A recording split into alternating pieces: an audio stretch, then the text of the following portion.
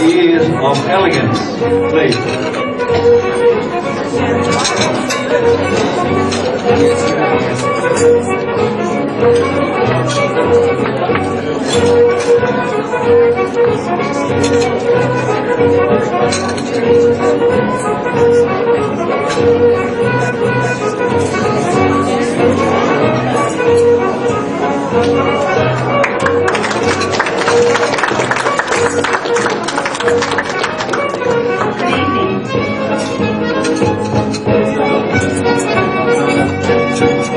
Distinguished guests, ladies and gentlemen, it is indeed a pleasure to be invited to be part of your celebration.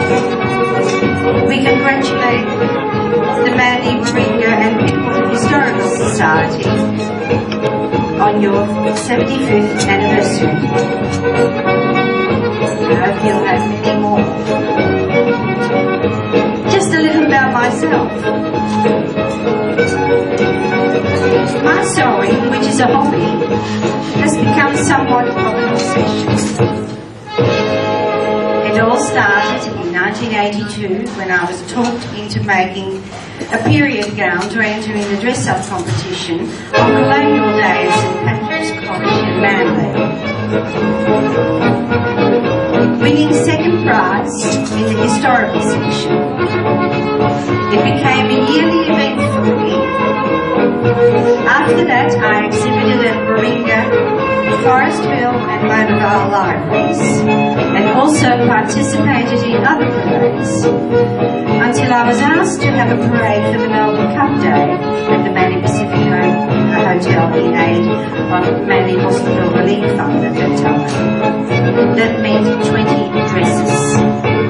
So I decided to make one for each century. It raised a lot of money.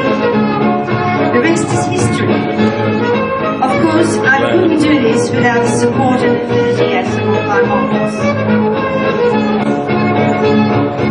These girls, they give their time voluntarily over and over again.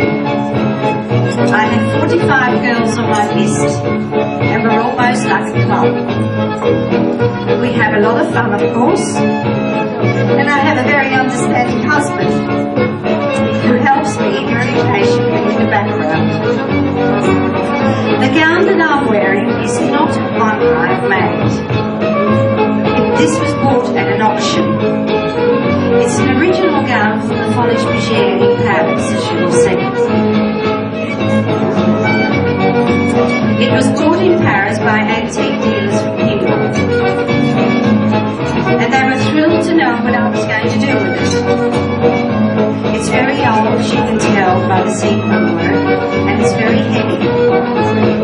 It would spoil the skirt if I shortened it, so I bought shoes to raise me off the ground. Okay. I'll have to show you the shoes. Honestly. I didn't think I could walk on them again. Oh, it's amazing. I think I used to wear these things in the 60s. No elegant lady can do without her maid. So to assist our ladies today, we have our housekeeper and maid. Please make welcome Mary Ann and Shirley from 1902.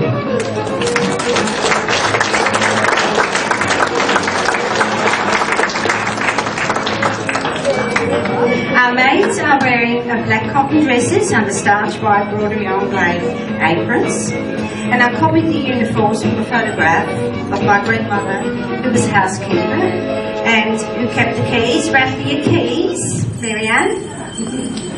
And my aunt, who was the maid, and is carrying a bed warmer. Thank you, girls. And don't talk around the table so we can have a good look. Perhaps we can have some lights in the room itself so we can, ladies can see the dresses a bit more clear. Our first gowns are from 1900, worn by Susan and Mary.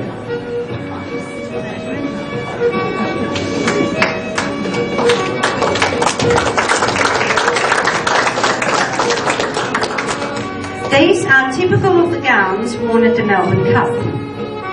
Susan is wearing an Edwardian gown without a bustle and carries an original Edwardian parasol.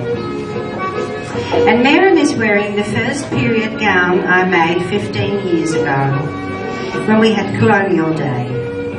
It won second prize in the historical section. And now we have Melinda. She's in an early 1900 dress with a bustle. Show people your bloomers. Thank you. And Claire, a young lady in a cotton dress. Copied from the movie Picnic at Hanging Rock. And here we have Rebecca in a dress from 1742. As clothes for children really didn't come into fashion till the Victoria era, children were dressed as miniature adults. Rebecca's dress is of blue printed satin over petticoats. It has a stiffened stomacher, white muslin apron, and a mock cap trimmed with flowers. I copied the design from the painting.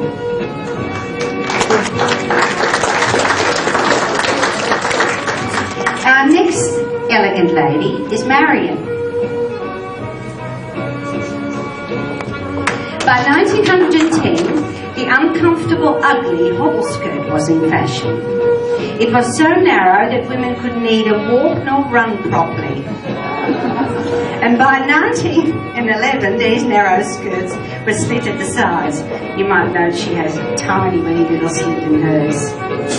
This style did not last long, as it was considered rather immodest. The fur pillbox hat was always associated with Queen Mary. The cream blouse is made of very old lace, and the glorious muff is Russian black fox. Thank you, Marion.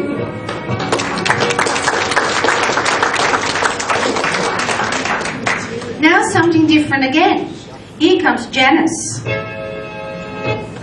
wearing a crinoline dated from 1856. The metal crinoline was to dominate fashion for more than 10 years. Most fashionable ladies found them light to wear. For years their legs were wrapped with layers of sometimes 8 petticoats and bloomers. Show people your bloomers. I think I may have forgotten to tell it.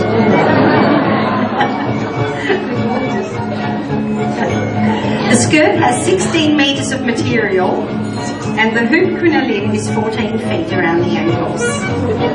They've been noted as wide as 18 feet, and I wore this gown on a very hot day. I found it quite cool. Thank you, Janice.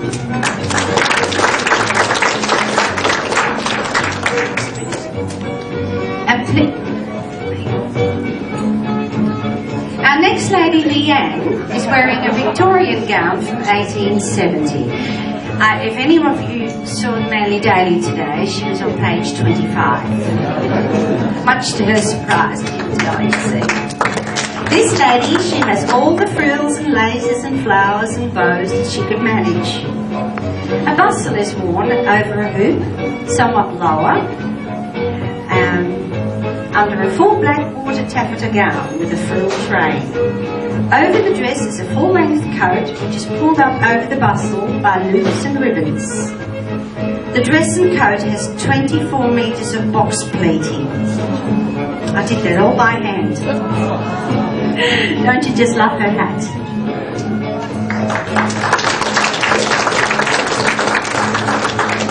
Thank you, Leanne.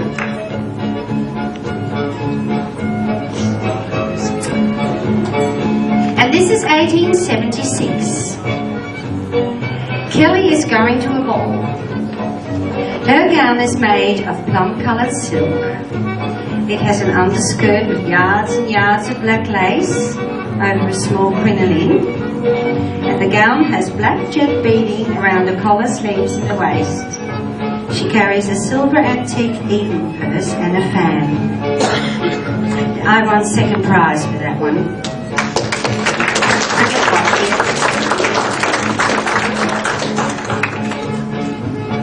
And please welcome Diana. A few years ago, I viewed Dress to Kill, 100 Years of Fashion, at the National Art Gallery in Canberra. The dress Diana is wearing is called a tea dress from 1892. I reproduced the Edwardian design in burgundy taffeta and sparkling black velvet. I thought how stunning this gown would look at a ball today. The gown was made in 3 pieces: the underblouse, the jacket with leg of mutton sleeves, and the skirt with the train. And the mini corset is on the outside to make the waist look smaller.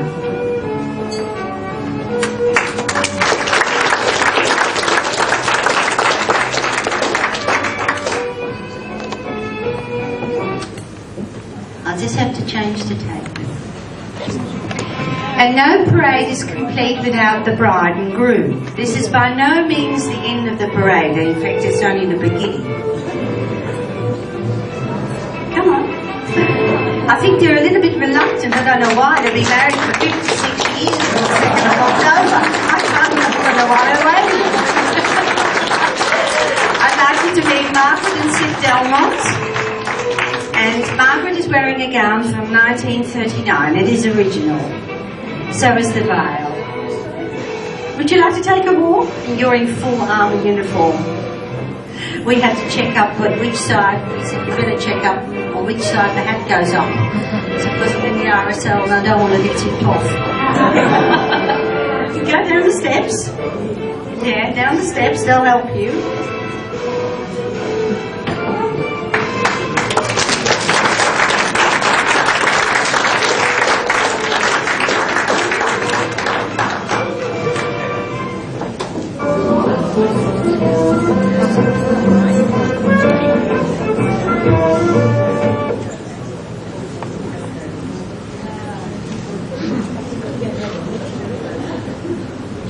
Take a walk around the tables. Margaret, you can drop your veil. Drop the veil in your train. I only set that outside. Show people how long it is. That's right. It's very beautiful. My next door neighbour gave that to me, and the original photograph did show that her husband was in army uniform.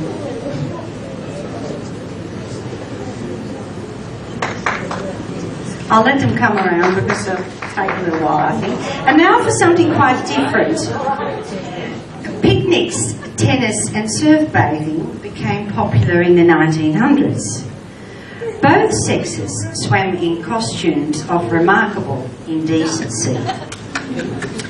A warning sign on Manly Beach said, "Men must be properly covered for public day bathing in garment concealing persons from neck to knee. Improper attire for day bathing, the penalty was £10. So please welcome swimming partners Phil and Vanessa, looking indecent in costumes worn at the time.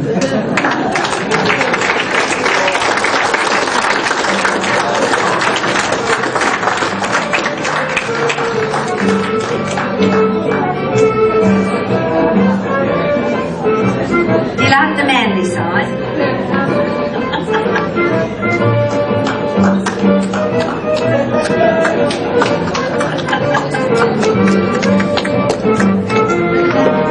Yes,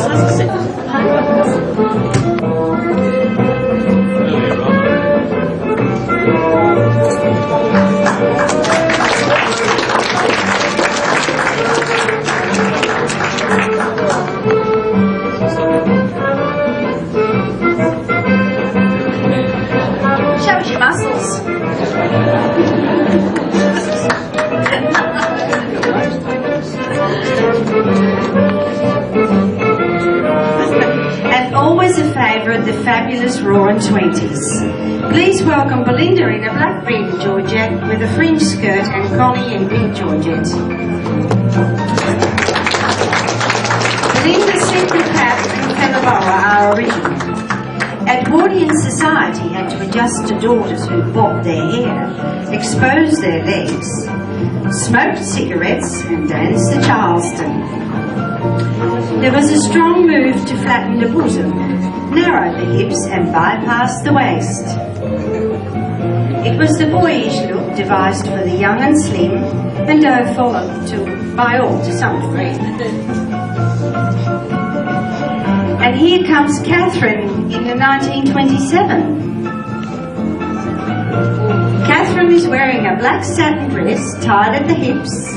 Her black velvet full-length coat is adored with silver fox collar and cuffs. Fur was very in, and most ladies owned either a collar, a cape, or a coat. And Kat is wearing an original cloak hat and carries an original sequin purse.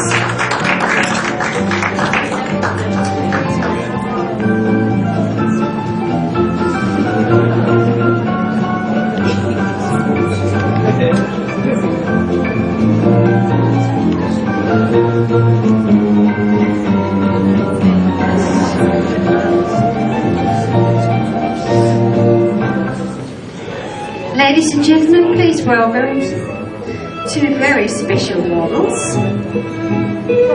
They are very special to me and have come all the way from Queensland just to be in the show.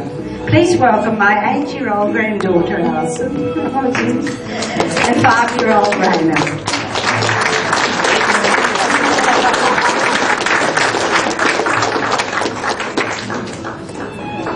Alison's dress is from 1695. Her dress is a child's version complete with leading strings.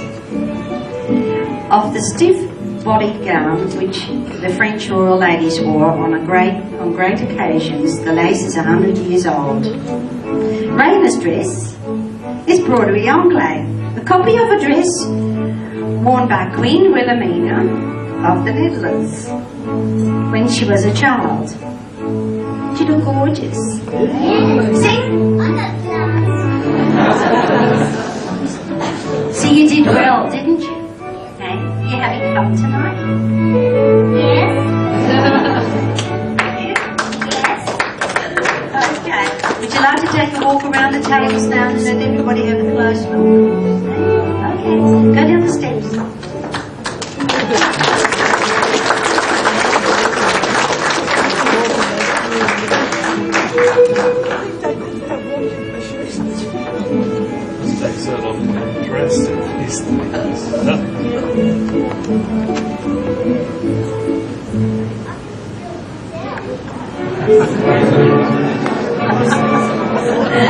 Please welcome Cherie.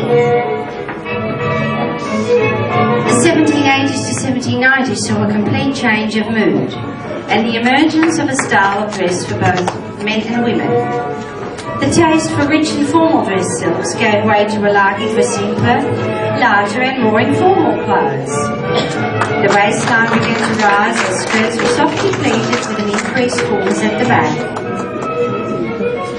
Large caps to accommodate the size of the head were very fashionable accessories. The open-fronted gown and petticoat were worn to the end of the century. Thank you, Cherie. And also, Felisa, in a French walking costume from 1822. The ankle-length pelisse is of blue velvet decorated with gold-braided loops and tassels. The buttons are an imitation of men's overcoats. It was common to add one or more capes, which relieved the military style of the coat. After 1825, the coat often had leg of mutton sleeves. The bonnet is interesting, making looking sideways rather difficult, I would say. Thank you, Felisa.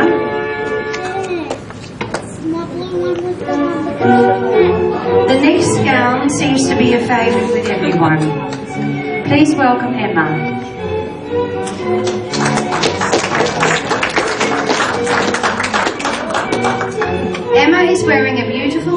from 1790. The design was reproduced from a painting by Girard. It was worn by Marie-Louise, second wife of Napoleon. The antique style of her floral wreath, pearl earrings and necklace are typical of neoclassical ornament. Her splendid train is edged with lace and crystals and pearls. The material is 35 years old.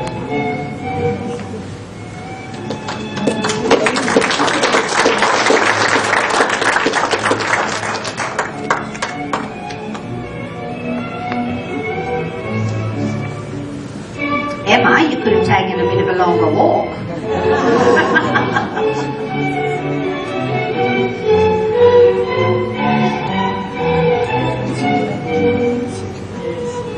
See what I mean? The people around the back see you? Or you'll have to do it again later. Yes. Okay. Everybody wanted to see Gone with the Wind. The 3-hour movie masterpiece was released in 1939, winning no less than 9 Oscars. Set in the period of the American Civil War, has been proved to be one of the most popular movies ever made. And here is Tanya as Scarlett O'Hara, and Paul as Red Butler. Scarlett is wearing a crinoline 18 feet wide, similar to what Scarlett wore when she attended the barbecue. And when she let Ashley know that she loved him and was rejected. And showed her temper by smashing an ornament, only to be laughed at by Red Butler. Now you can see that's 18 feet wide. Okay, you can go for your walk now. I'll let you off the hook. Now this will be interesting. Now you can see what she's wearing underneath.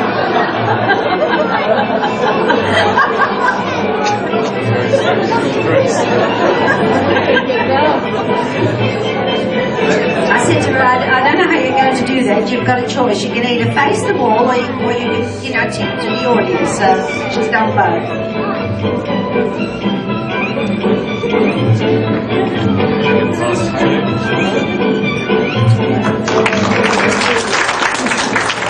Isn't that lovely?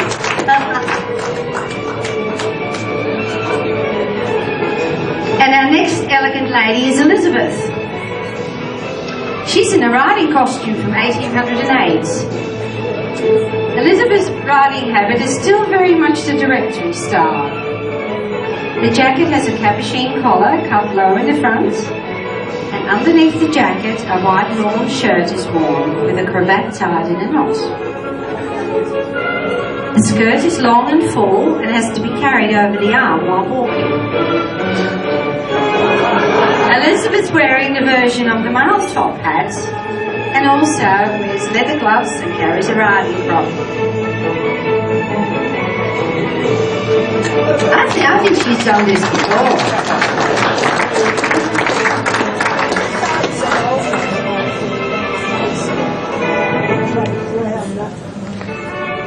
Please welcome Ursula in her English court dress from 1630.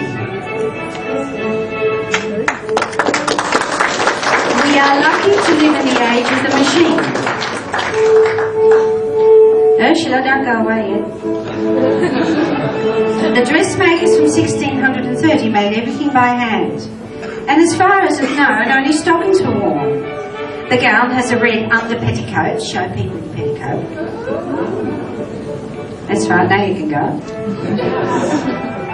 A white cotton underdress, a silver grey overdress, and the balloon sleeves have 35 metres of piping, and the stomacher is boned and buttoned in the front and tied at the back. Over all that, she wears a black velvet coat with slashed sleeves. The lace collar is held up by an underprop made of wire. The complete gown is tied together with ribbons. I made it identical to how the ladies made it in those days.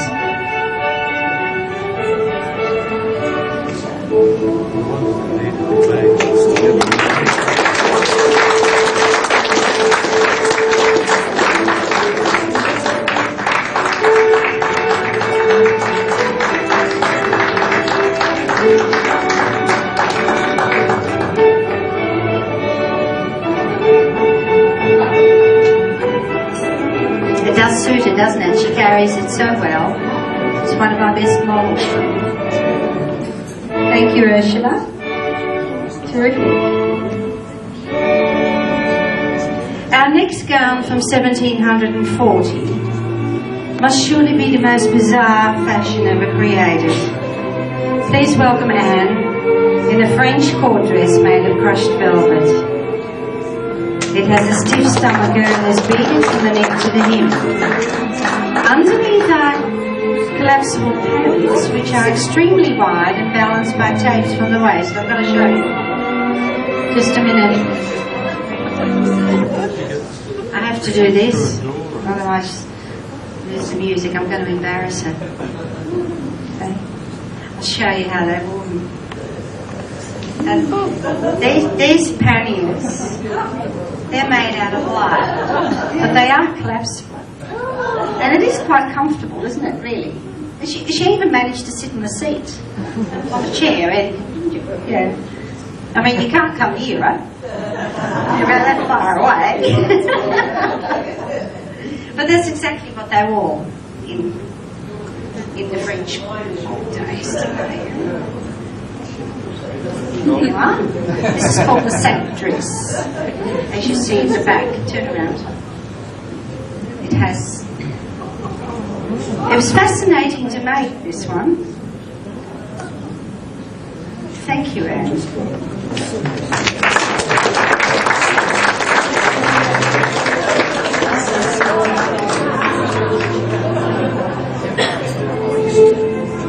Women look like donkeys carrying baskets, don't they?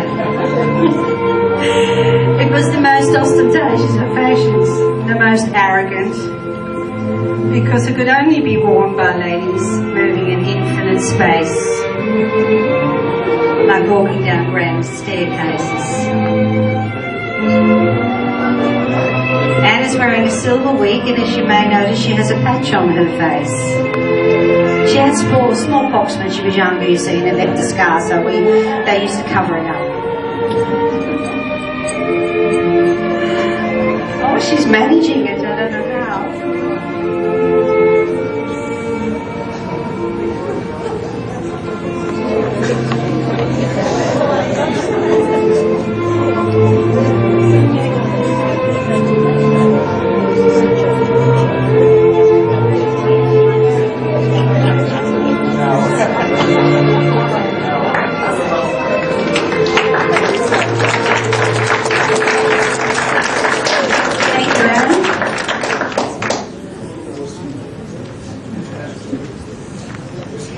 Mary, Queen of Scots.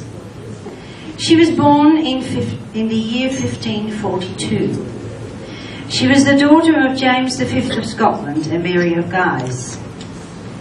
Please welcome Willie as Mary, Queen of Scots.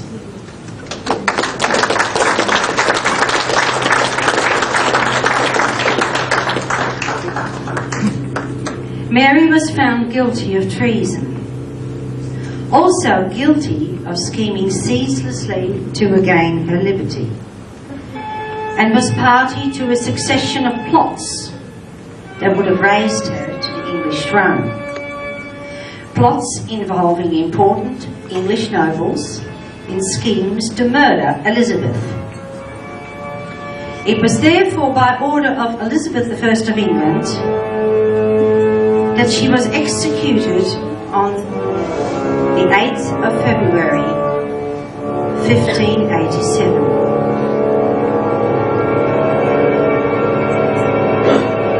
According to history, the gown is identical to the one that she wore that fateful day. Would you like to take a look?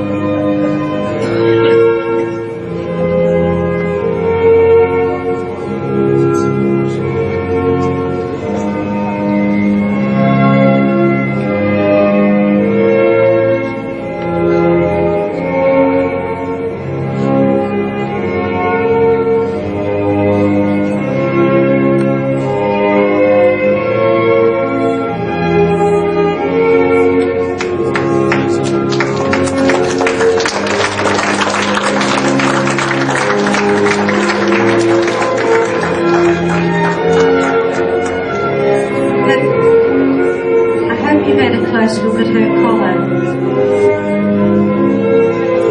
I had to learn how to make those collars, accepting I'd noticed it in those days. I had to do it by hand. I couldn't do it. It was impossible by machine. It had to get that soft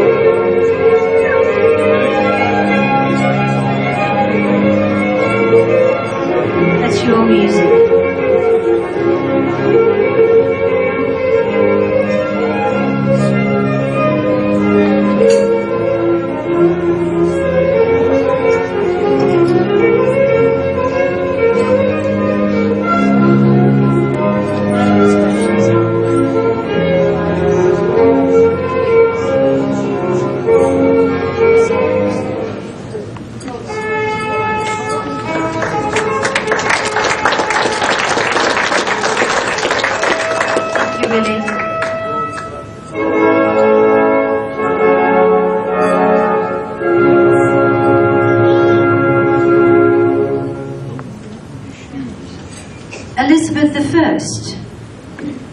Although Elizabeth has been accused with some justice of being vain, fickle, prejudiced and miserly, she was nonetheless exceedingly successful as a queen. Endowed with immense personal courage and a keen awareness of her responsibility as a ruler, for a combination of personal and political reasons, she was reluctant to choose a husband and remained unmarried, although she often used the lure of marriage as a weapon of diplomacy. Please give a warm welcome to Dew Mason as my Elizabeth I, in the gown copied from a painting called Gloriana, and with her is Eves as James I of England, who succeeded Elizabeth. Thank you.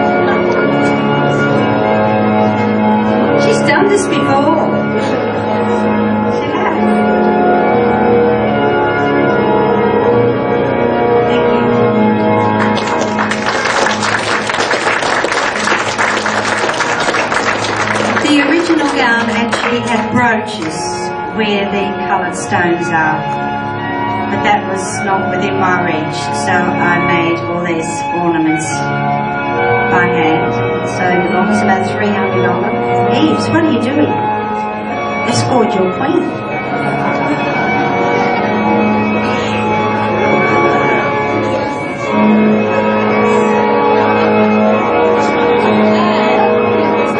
I don't know if you'll fit in the between the tables, you won't.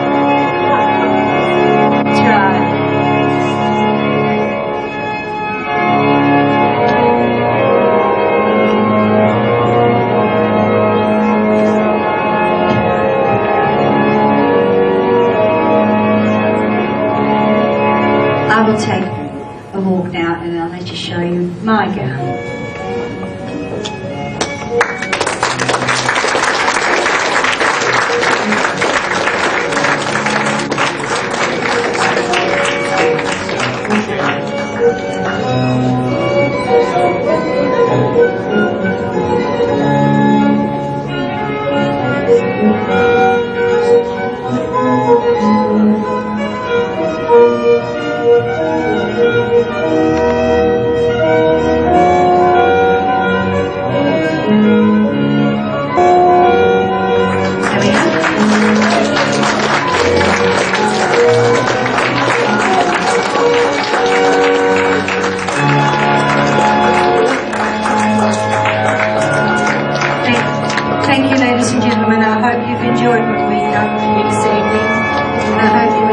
much as we enjoyed presenting it for you.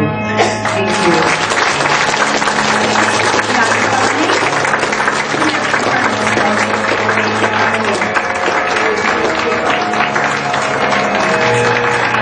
Thank you very much, Dorothy. It's lovely.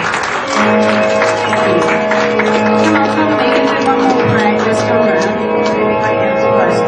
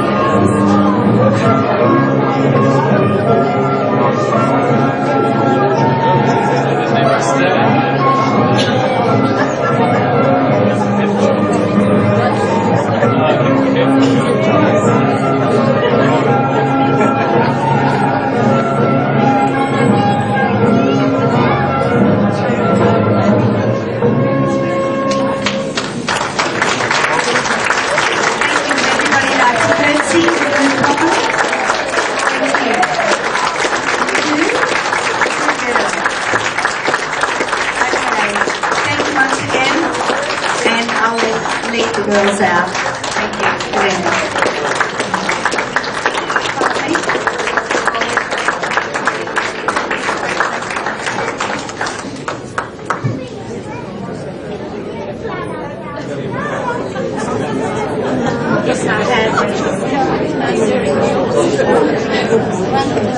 Applause again, please, for Elly.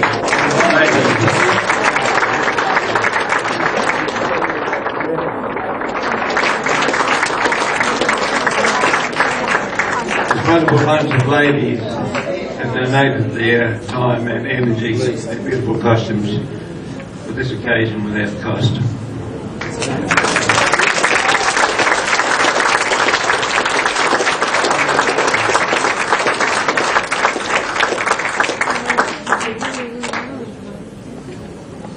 Thank you.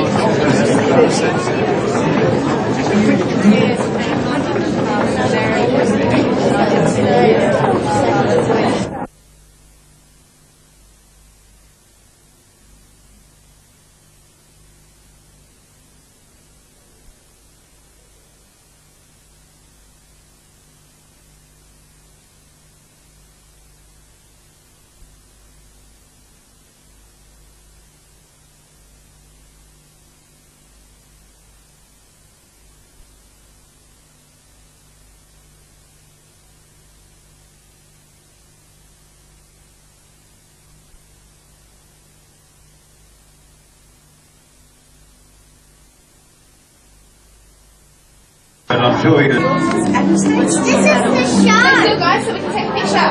Take a picture. There's a picture bonnet on. Is it good to get it all? Elly, can you just move back so we can get it all? Huh? Move it back so we can get it all.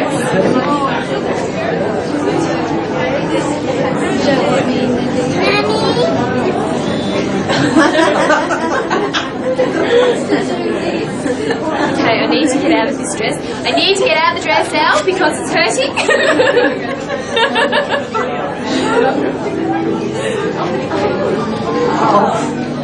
Come and help.